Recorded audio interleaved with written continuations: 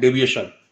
Angle of deviation जो कल formula आपने देखा था उस चीज को मैं फिर से लिख रहा हूं, देखिए ध्यान से। डेल्टा आपने लिखा था delta equal to i plus e और माइनस ए। ये देखिए तो ये फॉर्मूला कल ऑपरेट हुआ था, बताइए आप लोगों में से कोई भी बताइए, ये कल फॉर्मूला आप लोगों को ऑपरेट किया गया था, याद करो बाबू। था बाबू, बोलो, था ना? ये फॉर्मूला, हाँ, बस जितना पूछ रहे उतना ही बोलिए। देखिए सुनिए ध्यान से, delta equal to i plus e minus a, ये कल फॉर्मूला हमने डेल्टा का ऑपरेट किया था। अब एक टॉपिक लिखना बाबू, तुम लोग लिखना, एंगल ऑफ मिनिमम डेविएशन, उसी पर आधारित है, इसी पर बेस्ड है, छोटा सा टॉपिक है ये। एंगल ऑफ मिनिमम डेविएशन, इसका नाम दे रहे हैं डेल्टा एम, फ्रॉम या इन थीन प्रिज्म। थीन मतलब होता है पतला, इन थीन प्रिज्म, ठीक है। ये आप टॉपिक लिखिएगा, angle of minimum deviation in thin prism. और हम लोग बाबू इसी में थोड़ा सा डेरिवेशन देखेंगे। याद करो बाबू, जब लाइट रे कल लाइट रे जो बाबू यहां से गया था, हम लोग कह रहे हैं लाइट जब यहां से गया था बाबू रेयर टू डेंसर मीडियम में, एयर से या प्रिज्म में गया था, this is your prism. Prism में जब एंट्री मारा था तो बताओ बाबू इस पॉइंट पर हम लोग बताइए, ये rare to denser medium entry करेगा तो यहां पर दिखाया था हमने नॉर्मल दिखाकर एंगल ऑफ इंसिडेंस दिखाया था, याद कीजिए डायग्राम में देखिए आप। तो आप हम स्नेश रूल लगा दें, एक पॉइंट लिया था यहां पर Q और यहां पर पॉइंट लिया था R। एट पॉइंट Q, कल का डायग्राम देखिए आप लोग, एट पॉइंट Q पॉइंट पर देखो बाबू, इधर जो है रेयर मीडियम, इधर denser medium, from Snell's law पढ़े हैं आप लोग, कल पहले भी पढ़े थे स्नेल्स लॉ, बोलिए इसका हम लोग यूज करेंगे। स्नेल्स लॉ से क्या होता है, क्या पढ़े आप लोग, एंगल ऑफ इंसिडेंस का साइन आई, और उधर देखिए जब हम लोग प्रिज्म में एंट्री मारे थे Q पॉइंट पर तो एंगल ऑफ रिफ्लेक्शन मिला था R होता है, लेकिन वहां पे हमने लिखा था R1, तो साइन R1 हो जाएगा। और इसके लिए हम लोग कांस्टेंट लिखते हैं बाबू K, और K होता है n/1। यदि हम लोग इस प्रिज्म का रिफ्रैक्टिव इंडेक्स n2 जो है n मान लें, और एयर का मान लें n1 इक्वल टू 1, जो पहले भी माने थे हम लोग, तो बताइए इसके रिस्पेक्ट में n21 यदि हम लोग लिखे बाबू तो क्या लिखना पड़ेगा, n2 अपॉन n1, मतलब इसका रिफ्रैक्टिव इंडेक्स n और नीचे 1। इस आधार पर हमें बताइए जब छोटा होगा, जब ये थीन प्रिज्म होगा बाबू, थीन कहने का मतलब पतला प्रिज्म होगा, तो एंगल ऑफ जो प्रिज्म देखे थे आप लोग ये भी काफी छोटा होगा, और इसके छोटा होने के कारण जितने भी एंगल्स हैं सारे एंगल छोटे हो जाएंगे, ठीक है। फॉर थीन प्रिज्म हम लिख रहे हैं यहां पर, for thin prism all angles are या विल वेरी स्मॉल, बहुत छोटा होंगे, और बहुत छोटा होने के कारण हम लिख सकते हैं साइन आई के बदले हम लिख सकते हैं बाबू आई, ओनली आई, और साइन R1 के बदले लिख सकते हैं R1 इक्वल टू, यहां पर देखिए सबसे लास्ट में n/1, क्रॉस मल्टीप्लीकेशन करोगे तो तुम्हें मिलेगा I इक्वल टू, लिख दे रहे हैं हम लोग I इक्वल टू nR1। देखिए यहाँ पे हमें I इक्वल टू nR1, और इस फॉर्मूला को ध्यान देते रहिएगा, I हमें I के स्थान पर लिखना है nR1। ठीक उसी तरह से E हम लोग प्राप्त ऑप्टेंट करेंगे, हम लोग E कैसे ऑप्टेंट करेंगे वो देखिए यहीं पे हम दिखा रहे हैं आपको, E कैसे ऑप्टेंट करेंगे। फिर हम लोग अब इस पॉइंट पर पिछला वाला डायग्राम देखिए आप लोग अपनी कॉपी में, हम लोग Q पॉइंट के बाद R पॉइंट देखे थे, एट पॉइंट R हम लोग देखे थे, एट पॉइंट R पर क्या करना है हमें, फिर से लगाना स्नेल्स लॉ, फ्रॉम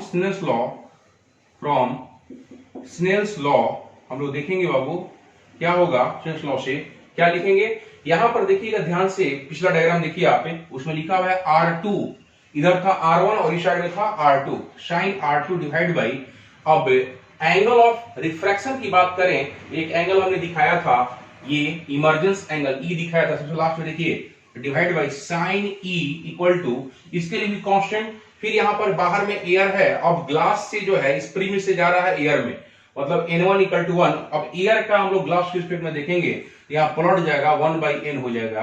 तो बताइए फिर स्मॉल एंगल के लिए हम साइन को हटाएंगे और लिखेंगे R2/E इक्वल टू 1/n, यहां से क्रॉस मल्टीप्लिकेशन करेंगे तो मिलेगा E इक्वल टू nR2, ठीक है।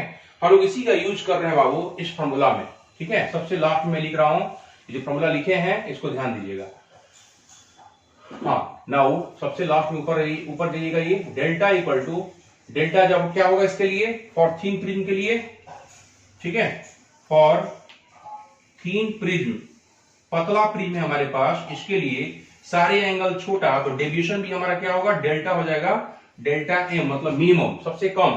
तो डेल्टा एम का जो फॉर्मूला है बाबू, आई के स्थान पे क्या पुट कीजिएगा, एन आर वन, ठीक है, आई के स्थान, फिर उसके बाद क्या है, ई है, ई के स्थान पे क्या लिखिएगा, एन आर टू और minus a angle of prism. तो delta M equal to n, यहां पर एन कॉमन है तो एन बाहर निकाल दीजिए, r one plus r two minus a, ठीक है। इसी को हम लोग बोलते हैं बाबू n, r one plus r two को पहले भी बताया है, इसको बोलते हैं angle of prism minus a. Clear है, एन ए माइनस ए लिख रहे हैं हम लोग, या इसके जस्ट नीचे लिख दें, इसके जस्ट नीचे लिख दे रहा हूं मैं, एन इसके स्थान पे ए माइनस ए, यहां पर ए कॉमन हो रहा है बाबू, तो क्या हो जाएगा, अंदर क्या बचेगा, एन माइनस वन इंटू ए। मतलब डेल्टा एम का जो फॉर्मूला है उसको याद रखिएगा आप लोग, angle of minimum deviation, delta में टेस्ट में भी रहेगा क्वेश्चन, ये ध्यान रखिएगा, delta M equal to N minus one into M, angle of minimum deviation, इसका हमको फॉर्मूला मिल गया। इस फॉर्मूला को ध्यान रखिएगा, इस फॉर्मूला पर टेस्ट में भी आपको क्वेश्चन रहेगा, और या फिर आपको ऑब्जेक्टिव क्वेश्चन भी रह सकता है, दिखा दीजिए इतना बस। उसके बाद हम लोग नेक्स्ट टॉपिक और बढ़ेंगे, डिस्पर्शन ऑफ लाइट। फटाफट दिखाइए इसको, जल्दी से दिखाइए इसको।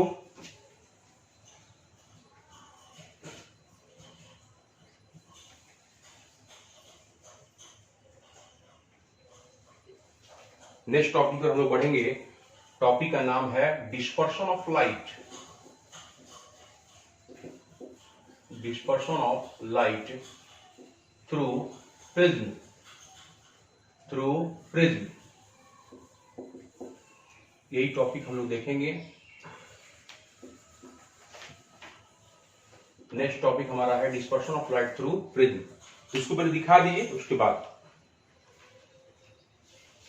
Very very important topic, dispersion of light through prism.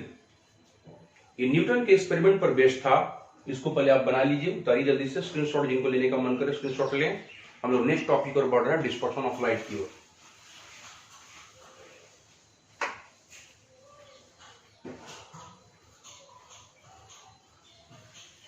हो गया,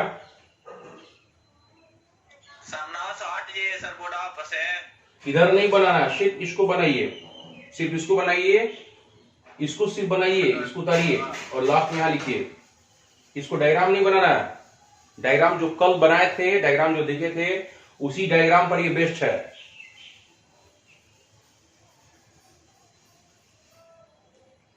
इधर मत उतारिएगा आप लोग।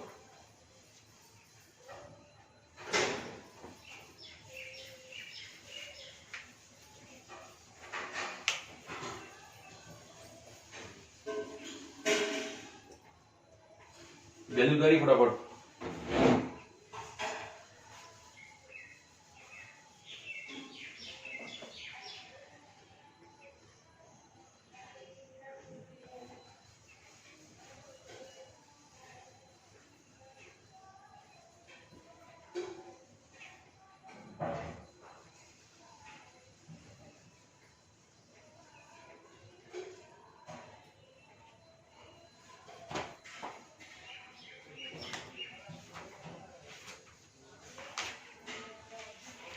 हो गया, चलिए अब सुनिएगा ध्यान से आप लोग। डिस्पर्शन ऑफ लाइट हम लोग थ्रू प्रिज्म देखेंगे। समझिए, न्यूटन एक जो साइंटिस्ट थे बाबू, ग्रेट साइंटिस्ट आइजैक न्यूटन ने सबसे पहली बार एक एक्सपेरिमेंट किया था। उन्होंने देखा, ध्यान देने वाली बात इधर है, ध्यान दीजिए इधर सब लोग, सुनिए सुनिए ध्यान से। न्यूटन ने एक एक्सपेरिमेंट किया। उन्होंने एक बार अपने कमरे में जो है, अपने रूम में विश्राम कर रहे थे, रेस्ट कर रहे थे, और खिड़की दरवाजे सब बंद थे।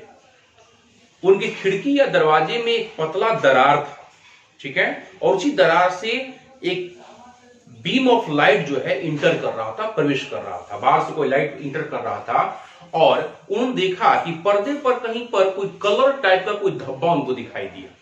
क्योंकि दिमाग में कुछ सवाल उठा, या फिर ये कलर टाइप का धब्बा क्यों दिखाई दे रहा है, ठीक है, कलर टाइप का धब्बा क्यों दिखाई दे रहा। आखिर उन्होंने इसको और ज्यादा जानकारी प्राप्त करने के लिए उसके रास्ते में जो बीम ऑफ लाइट था, थीन बीम ऑफ लाइट कहिए, उसके बीच में एक प्रिज्म रख दिया।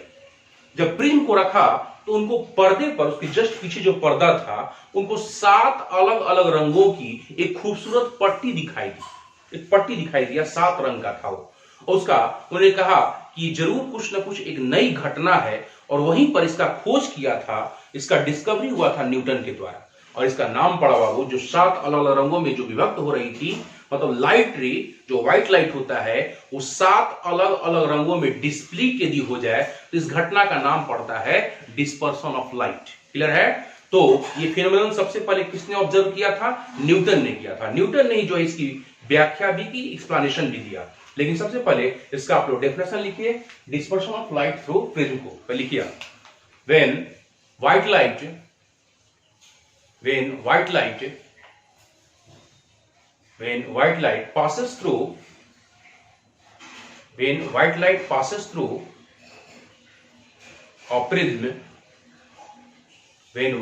passes through a prism, then it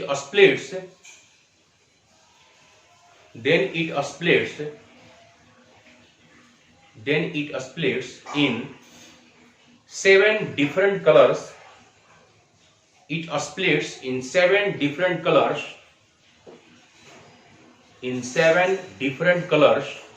with refraction. In 7 different color with refraction. 7 different colors with refraction. Full stop. This phenomenon is known as dispersion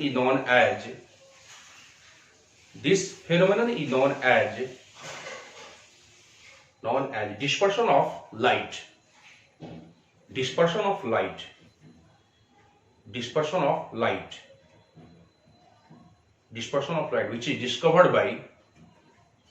Which is discovered by Sir Isaac Newton. किसके द्वारा खोज की गई थी? Newton के द्वारा खोज की गई थी।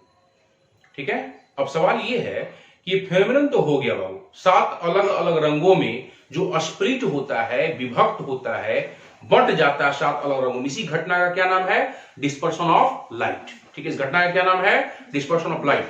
अब जो विभक्त हो गया, इसके बाद जब यहां से पास करेगा, देखिए अब इस प्रिज्म को ध्यान दीजिए आप, ये प्रिज्म है, यहां पर ये दिखाने की जरूरत नहीं है।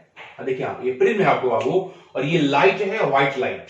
इस व्हाइट लाइट की बात हो रही है, ध्यान दीजिएगा कि व्हाइट लाइट जब प्रिज्म से हम लोग पास कराते हैं तो यहीं से रिफ्रैक्शन शुरू होता है। क्यों? क्योंकि मीडियम चेंज किया। ये इस प्रिज्म को यदि हम लोग एयर में रखे हुए बाबू, तो एयर से यदि ग्लास में इंटर करे, प्रिज्म किसका बना होता है? ग्लास का बना होता है ना। तो मीडियम चेंज किया कि नहीं किया? बताइए। जब मीडियम चेंज करेगा तो यहां पर रिफ्रैक्शन होगा। रिफ्रैक्शन मतलब प्रकाश अपने पाथ से डिविएट कर जाएगा, जा रहा था इधर, अब डिविएट, और साथ डेविएशन के साथ साथ, मतलब रिफ्रैक्शन के साथ साथ एक और घटना घटती है, 7 अलग अलग रंगों में विभक्त भी होती है। प्रिज्म ये फेनोमेनन होता है। सबसे ऊपर होता है रेड कलर, सबसे ऊपर होता है रेड कलर, सबसे ऊपर रेड कलर, और सबसे नीचे होता है वायलेट कलर। ये 7 अलग अलग रंगों में जो विभक्त हो रही है बाबू लाइट रे, यहां पर इसका मतलब ये मत समझिएगा बीच में लाइट रे नहीं है, यहां पर हम लोग ग्रीन से दिखाए हैं। ठीक है, टोटल मिला के 7 गो यहाँ पर रंग होता है। ठीक है, जिसको हम लोग दिखाते हैं विबग्योर से। विबग्योर का मतलब क्या हो गया? V से वायलेट, I से इंडिगो, B से ब्लू, G से ग्रीन, Y से येलो, O से ऑरेंज और R से रेड। ये 7 कलर यहाँ पे ऑप्टेंड होता है, इनसे स्प्लिटिंग प्रोसेस शुरू हो जाता है। और ये जब हम प्रिज्म से पास कराना शुरू करते हैं, उस पर ले जाते हैं, और यहाँ पर एक आप स्क्रीन लगा दीजिए, पर्दा लगा दीजिए। तो इस पर्दे पर क्या होता है बाबू कि आपको एक यहां पर जो ऑप्टेंड होता है, पट्टी ऑप्टेंड होता है, उसका नाम है स्पेक्ट्रम। यहां पर एक आपको पट्टी ऑप्टेंड होता है, इसी का नाम है बाबू स्पेक्ट्रम, इसको बोलते हैं। ऊपर में सबसे रेड, सबसे ऊपर रेड और सबसे नीचे वायलेट। तो बाबू इसको हम लोग क्या करते हैं, 7 रंग में दिखा देते हैं, लेकिन यहाँ पे सब दिखाने की जरूरत नहीं है। बस खाली हम क्या करते हैं बाबू, आपको समझाने के लिए 7 कलर यहाँ बताते हैं, और बस 2 लाइन हम खींचेंगे, और 2 लाइन के बीच में और भी 5 कलर होंगे। ठीक है, यहां पर बाबू सबसे नीचे हम दिखाए हैं वायलेट, इसके बाद इंडिगो, यहां पर जो कलर है इंडिगो, उसके बाद ब्लू, ठीक है, उसके बाद ग्रीन, उसके बाद येलो और उसके बाद ऑरेंज, सबसे लास्ट में रेड। सबसे ऊपर होता है रेड। स्पेक्ट्रम, कहीं भी स्पेक्ट्रम ऑप्टेंड कीजिए, इसके पीछे हम एक इंटरेस्टिंग कॉज बताएंगे, क्या कारण है कि आखिर हम लोग सबसे ऊपर रेड ही ऑप्टेंड करते हैं और सबसे नीचे जो है वायलेट ऑप्टेंड करते हैं। इसके पीछे भी कॉज है। तो ये जो 7 रंगों का बाबू यहां बैंड जो ऑप्टेंड हुआ, इसी का नाम है स्पेक्ट्रम। इसको क्या बोलते हैं? स्पेक्ट्रम। जस्ट पैराग्राफ चेंज कर जस्ट नीचे लिखिए, तब डायग्राम बनेगा। लिखिए आप, देखिए, a band of 7 colors, a band of 7 colors obtained, a band of 7 colors obtained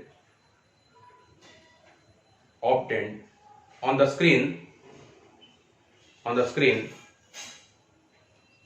after emergence from prism, after emergence from prism is known as a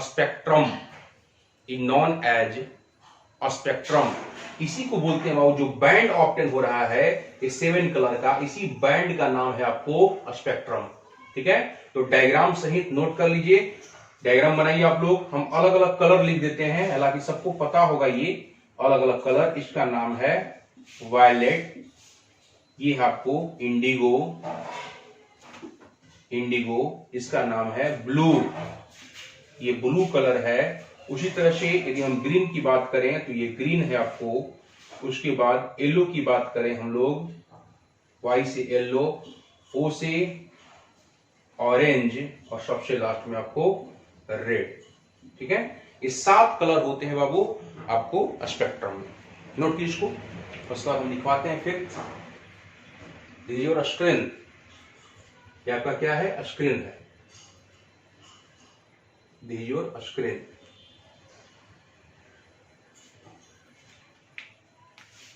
दिखाइए, बीच में भी कलर है सब, ये सब रे दिखा सकते हैं आप 7 रंग, लेकिन थोड़ा सा ज्यादा जो है ना गंदा हो जाएगा, इसलिए छोड़ दीजिए। बस फ्रेश दिख रहा है यहाँ पे, ये 7 कलर आता है यहाँ पे, सारे रेज हैं यहाँ पर, 7 रेज जाते हैं, 7 कलर के रेज।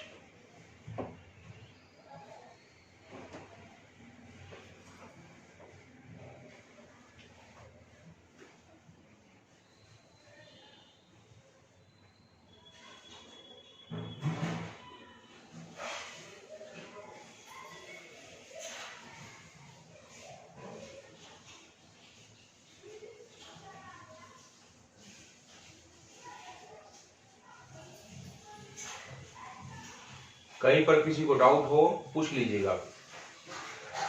समझ में आ गया होगा डिस्पर्शन।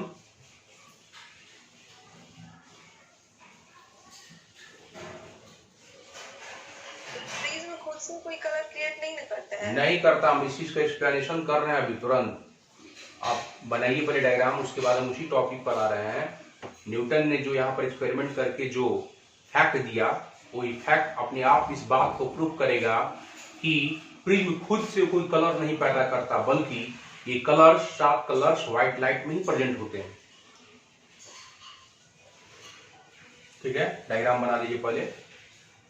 वहां पे सिर्फ लाइन खींच देना है, 5 गो लाइन खींच देना है, दिखा देना है कि ये और भी 5 रंग यहाँ पर होते हैं। सबसे नीचे वायलेट, सबसे ऊपर रेड और बीच में जो रंग है लाइन से उसको दिखा दीजिए। सारा कलर हम यहाँ लिख दिए हैं।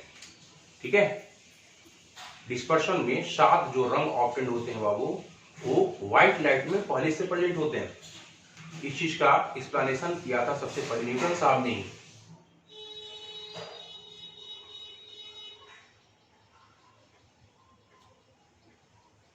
बन गया diagram?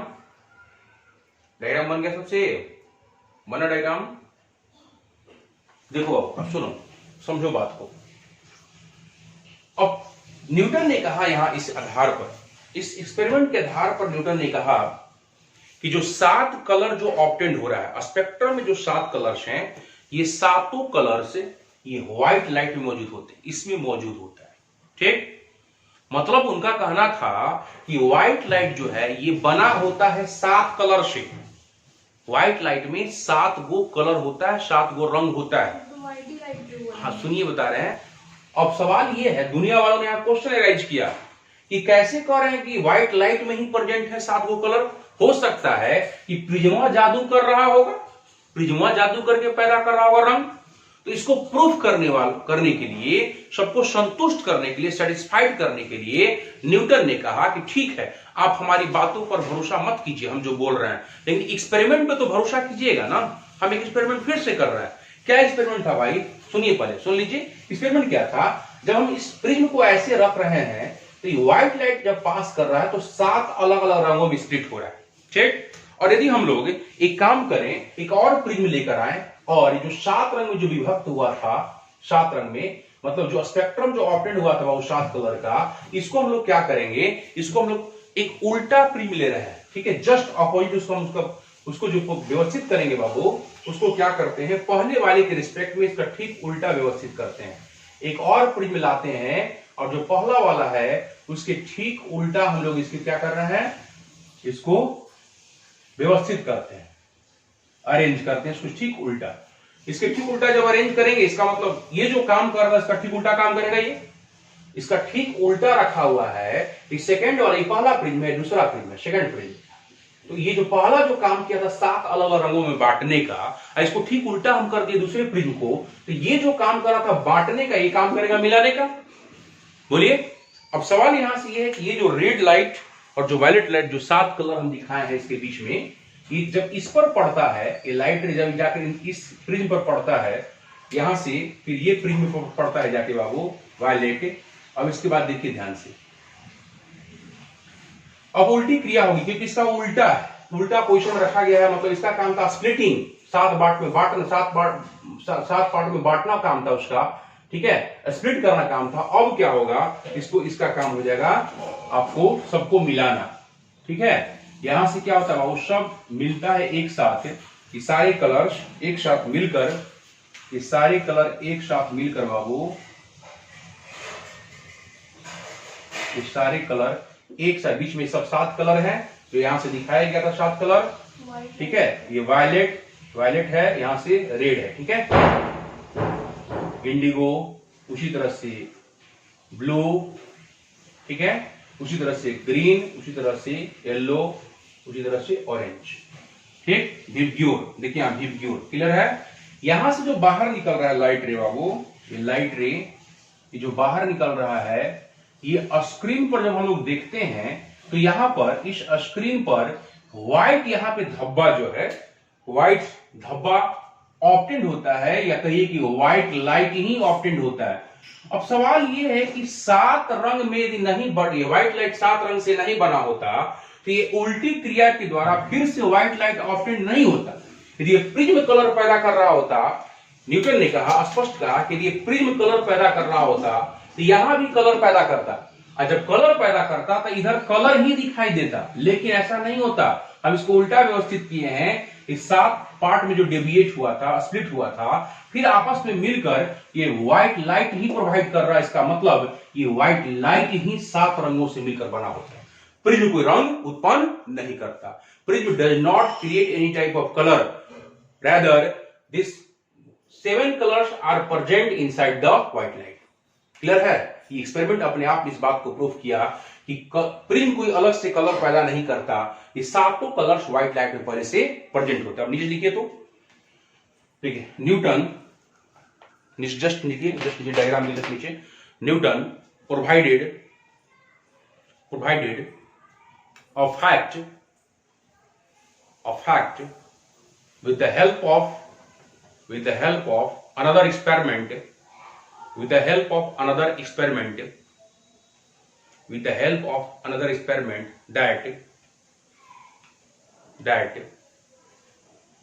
that these 7 colors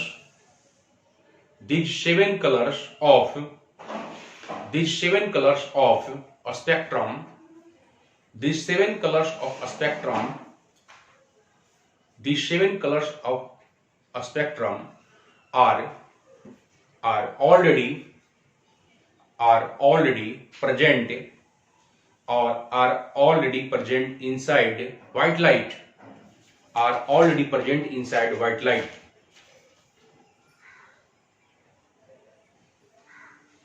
White light, ठीक है, किसके अंदर प्रेजेंट, ठीक है, फुल स्टॉप। उसके बाद लिखिए prism, prism does not produce, prism does not produce any type of colour, prism does not produce any type of colour, prism does not produce any type of colour.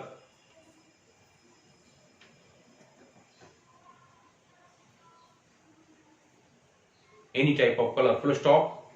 In this experiment, in this experiment, in this experiment, comma दीजिए, another prism, another prism, another prism is also taken, another prism is also taken, which is arranged, which is arranged just opposite, just opposite with respect to first prism, with respect to first prism, to stop, with respect to first prism. Now when a spectrum light,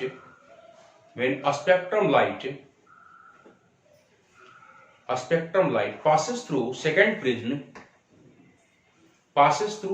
prism, then after emergence, then after second prism, then after emergence,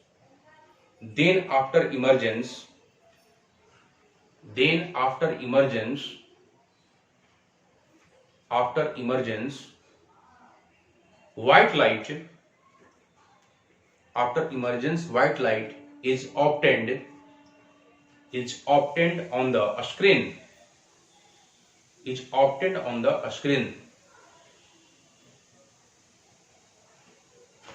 ठीक है।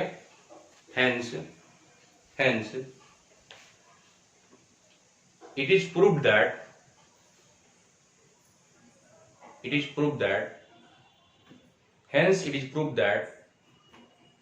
seven colors are present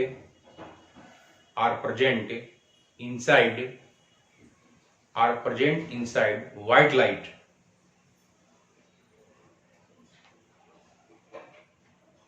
full stop.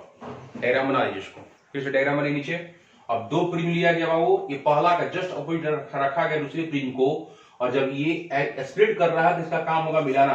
अब मिलाकर देखा गया सब मिलकर जो है व्हाइट लाइट क्रिएट कर रहे हैं। इसका मतलब ये व्हाइट लाइट में ही 7 रंग मौजूद, तभी तो ये 7 पार्ट में बटा, फिर मिलकर आपस में 7 रंग बना दिया। यदि प्रिज्म पैदा कर रहा होता कलर, ये चाहे ये कलर पैदा कर रहा होता, तो ये 7 रंग फिर आपस में मिलकर व्हाइट लाइट नहीं क्रिएट करते, बल्कि फिर से कलर हमें ऑब्टेन होता यदि ये प्रिज्म यदि कलर पैदा कर रहा होता तो। ठीक है, इसलिए दिखाइए, आप डायग्राम दिखाइए। ये प्रूफ हो गया अपने आप में, न्यूटन का जो एक्सपेरिमेंट जो है सक्सेसफुल रहा, और उन्होंने कहा, उनका जो फैक्ट था कि ये 7 कलर जो होते हैं, 7 colours of spectrum are already present inside the white light, not created by prism, not produced by prism, prism के द्वारा ये प्रोड्यूस नहीं होते हैं। ये डायग्राम भी दिखा दीजिए। उसके बाद वेरी वेरी इंटरेस्टिंग मैं आपको बता रहा हूं कि स्पेक्ट्रम क्यों पैदा होता है, what the cause behind spectrum, क्या कारण है कि स्पेक्ट्रम पैदा होता है भाई, क्यों ऐसा होता है कि रेड कलर ही हमेशा ऊपर होता है और वायलेट नीचे होता है। ये भी आपके अंदर ये थोड़ा सा सोचिएगा तो आपके दिमाग में क्वेश्चन एराइज होगा कि आखिर स्पेक्ट्रम में रेड लाइट ही ऊपर क्यों होता है और वायलेट क्यों नीचे होता है, हमेशा वायलेट क्यों नहीं ऊपर चला जाता है, रेड क्यों नीचे आ जाता है। अब जब भी स्पेक्ट्रम देखिएगा कहीं पर भी तो रेड लाइट हमेशा आपको ऊपर मिलेगा और वायलेट लाइट हमेशा नीचे मिलेगा। इसके पीछे एक कॉज है, उस कॉज को मैं बाबू एक नेक्स्ट टॉपिक, इंटरेस्टिंग टॉपिक की मदद से आपको क्लियर कर रहा हूं। पहले डायग्राम दिखा लीजिए फटाफट नीचे से, और उसके बाद हम नेक्स्ट टॉपिक की ओर बढ़ रहे हैं।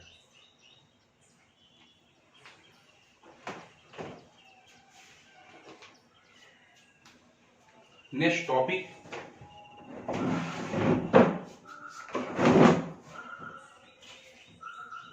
अगला जो टॉपिक होगा वो है कॉज ऑफ स्पेक्ट्रम। पहले इसको दिखा दीजिए तभी हम बताएंगे आपको।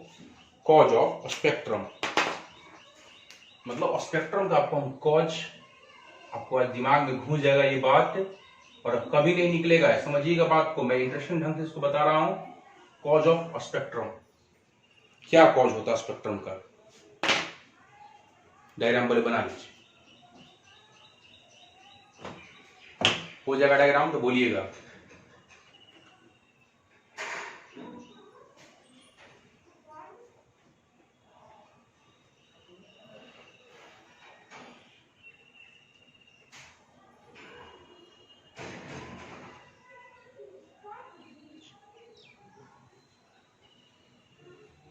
हो गया? बना लिए बाबू आप लोग, डायग्राम बना लिए?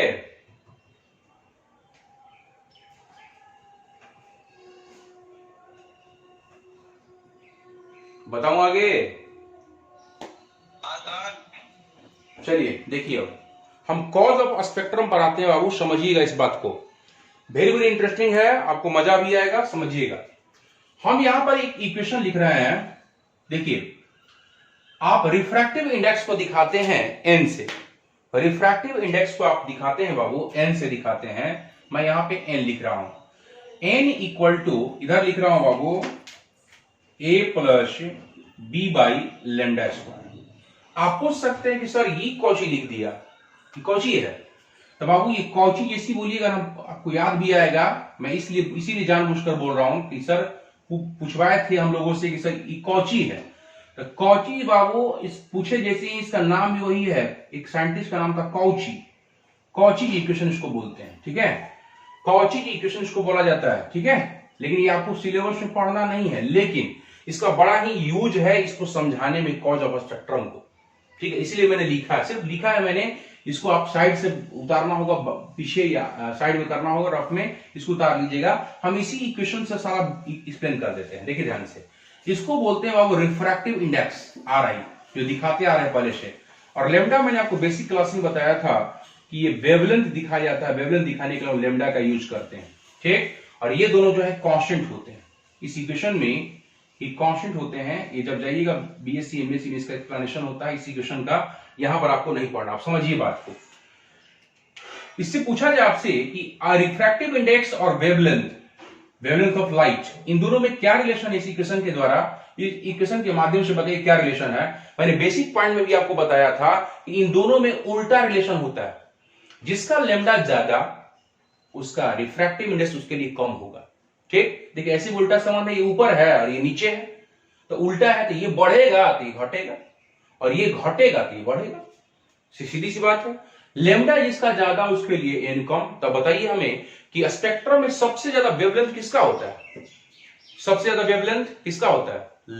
रेड लाइट का। रेड लाइट का वेवलेंथ सबसे ज्यादा होता है बाबू। और जब वेवलेंथ रेड लाइट का सबसे ज्यादा होता है तो रिफ्रैक्टिव इंडेक्स क्या होगा उसके लिए? सबसे कम। और जिसका वेवलेंथ सबसे कम उसके लिए आरआई सबसे ज्यादा होगा।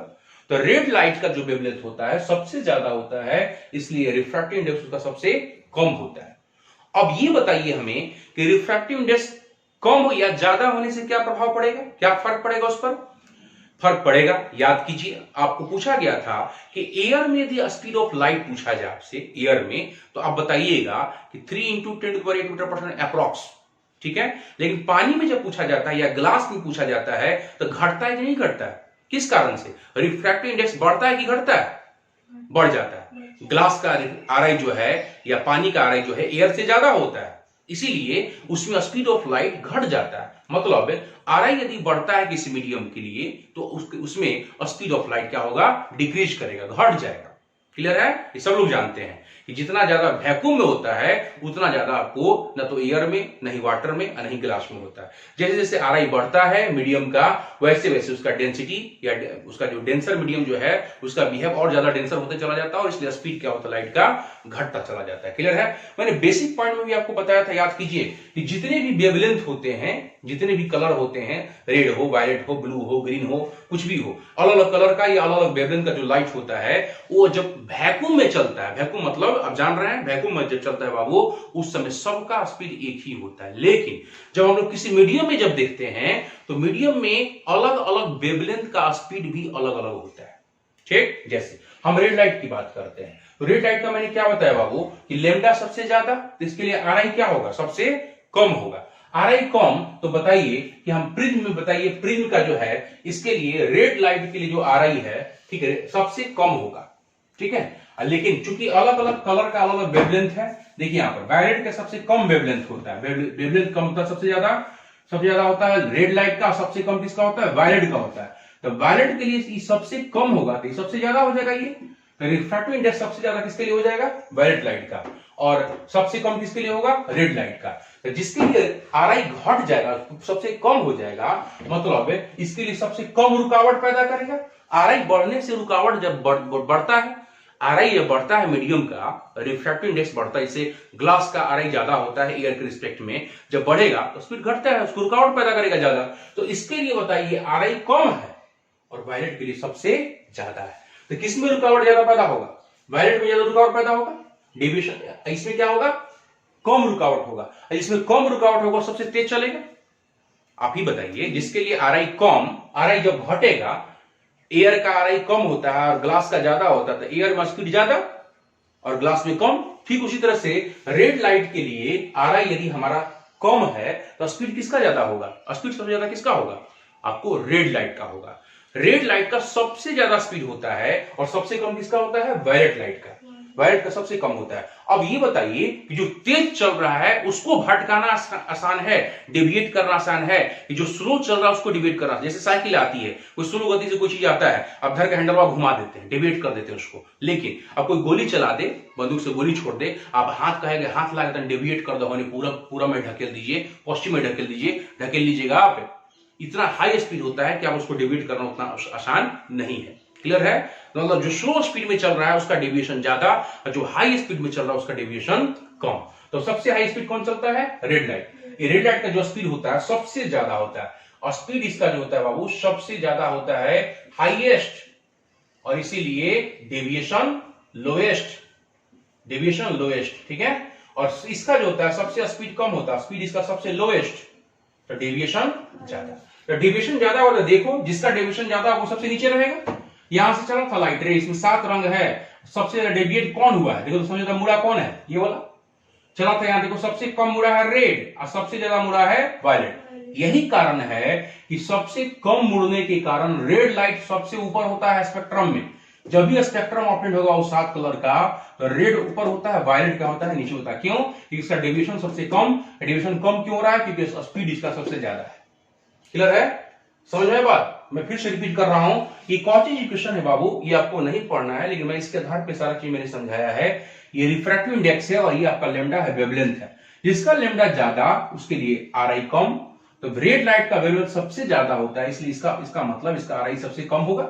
आरआई कम होगा तो कहेगा चल भाई तू तेज चल, आरआई ही घट गया उसके लिए तो कहेगा तू फटाफट चल, तू तेज दौड़। और जो वायलेटवा जो है एक वेवलेंथ कम होता है, इसके लिए आरआई बढ़ जाएगा। जब आरआई बढ़ जाएगा तो कहा जा रहा है, तो रुक रुक के वहां पर बीच बीच में उसको जो है हमेशा स्टॉपेज मिलेगा उसको। ठीक है, मतलब उसको रुक के चलने के लिए कहा जाएगा, मतलब स्पीड घट जाएगा उसका, और इसका स्पीड सबसे ज्यादा होगा। और जिसका स्पीड ज्यादा होता है बाबू उसको डेविएट करना आसान नहीं है, जो कम स्पीड वाला होता है उसको डेविएट करना आसान होता है। तो बताइए सबसे ज्यादा डेविएशन किसका होगा? वायलेट का होगा। ज्यादा डेविएशन होगा सबसे नीचे ही होगा, बेस की ओर सबसे ज्यादा यही होता है। हमेशा जब भी स्पेक्ट्रम ऑपरेट कीजिएगा तो रेड लाइट का हमेशा नेचर है ऊपर ही रहता है। क्यों? क्योंकि सबसे कम डेविएशन होता है। और सबसे कम डेविएशन क्यों होता है? सबसे ज्यादा स्पीड होने के कारण। सबसे ज्यादा स्पीड क्यों होता है? तो आपको उसके पीछे कारण है कि रिफ्रैक्टिव इंडेक्स सबसे कम होता है। और रिफ्रैक्टिव इंडेक्स सबसे कम क्यों होता है? इसका वेवलेंथ सबसे ज्यादा होता है। क्लियर है? उल्टा भी कोई क्वेश्चन पूछते जाए आपसे तो उल्टा जवाब देते जाइएगा। जैसे मैं क्या बोल रहा हूं, क्वेश्चन यहां से राइज हो रहा है, रेड लाइट का हमने बोला कि सबसे ऊपर होता है, पहला क्वेश्चन, फर्स्ट क्वेश्चन यहाँ पर आई हो रहा है। अब इस पर हम कई तरह के क्वेश्चन बना सकते हैं, तो उसका आप लॉजिकल आंसर आप समझिएगा, सब एक दूसरे से जुड़ा हुआ है।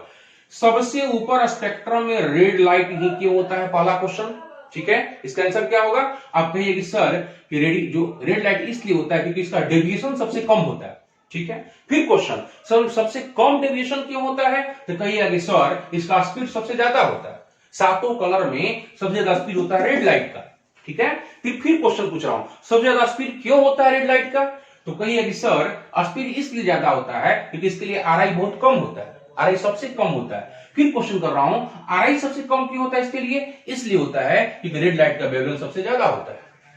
क्लियर है, कोई क्वेश्चन से राइज हो रहा है और सबका जुड़ा हुआ एक दूसरे से आंसर अलग थोड़े है, ठीक है। ठीक उस वायलेट में पूछा सकता है क्वेश्चन कि वायलेट का सबसे ज्यादा डेविएशन क्यों होता है, सबसे नीचे स्पेक्ट्रम में नीचे क्यों होता है वायलेट, तब कहिए कि सर सबसे ज्यादा डेविएशन इसी का होता है, सबसे ज्यादा मूर्ता यही, इसलिए सबसे नीचे यही जाएगा, सबसे नीचे यही जाता है, तो डिविएशन क्यों होता है सबसे ज्यादा, तो कहिएगा कि सर इसके लिए इसका स्पीड सबसे जो है बाबू सबसे ज्यादा स्पीड कम होता है, कम होने के कारण इसका डिविएशन ज्यादा। अब कम स्पीड क्यों हुआ, कम इसलिए हुआ क्योंकि इसके लिए रिफ्रैक्टिव इंडेक्स सबसे ज्यादा होता है, इसलिए स्पीड को घट जाता है वायलेट का।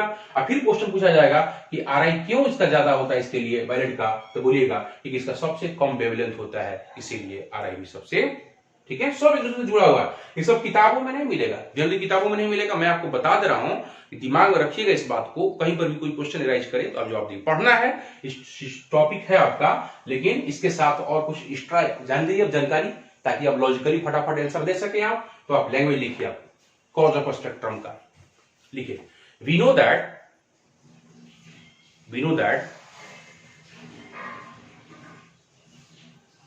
a speed of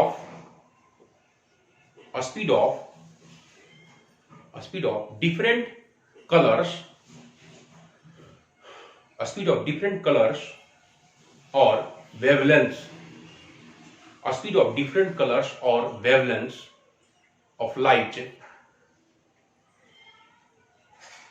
in a medium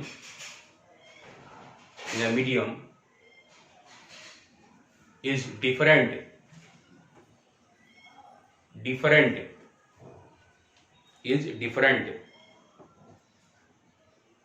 ठीक है, स्पीड अलग होता है। we also know that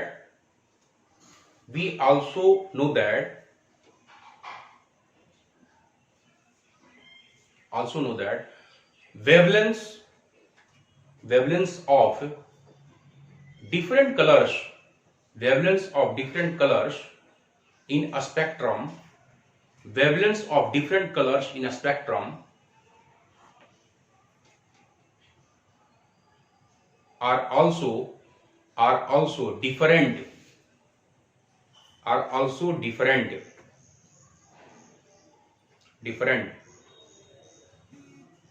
ठीक है। पैराग्राफ जस्ट ये लिखिए, in a spectrum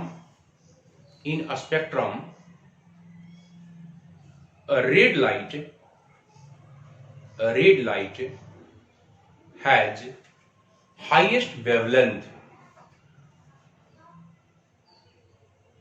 highest wavelength, so it moves inside the prism,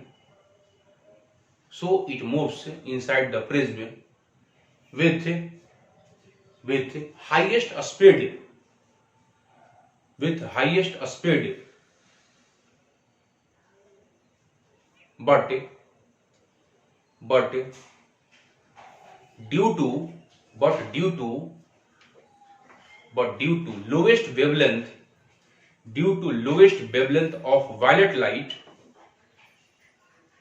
to lowest wavelength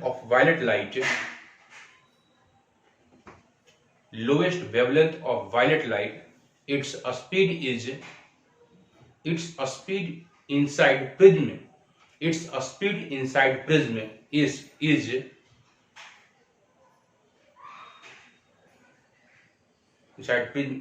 lowest. Thus a red light occurs least deviation while violet light occurs most deviation, सबसे ज्यादा deviation होता है इसका, most deviation.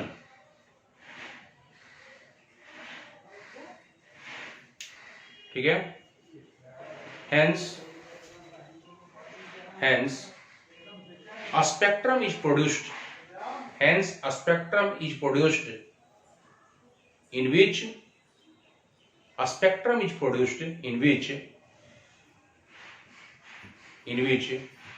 red light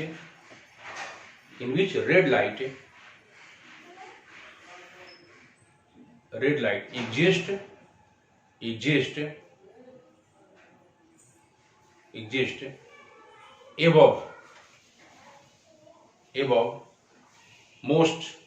above most in a spectrum, मतलब सबसे ऊपर, above most in a spectrum, while violet light exists